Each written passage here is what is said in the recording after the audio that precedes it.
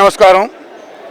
ఈరోజు నా జన్మదిన సందర్భంగా ఇచ్చేసిన అందరికీ, నాకు బ్లెస్సింగ్స్ ఇచ్చిన అందరికీ, ఈ 31 సంవత్సరాలుగా భాష విద్యా సంస్థలని గౌరవిస్తూ ఎంతో అభివృద్ధి కారకులైన ప్రతి ఒక్కరికి కూడా ఈ జన్మదిన శుభాకాంక్షలు తెలిపిన ప్రతి ఒక్కరికి నా కృతజ్ఞతలు తెలియజేస్తున్నాను.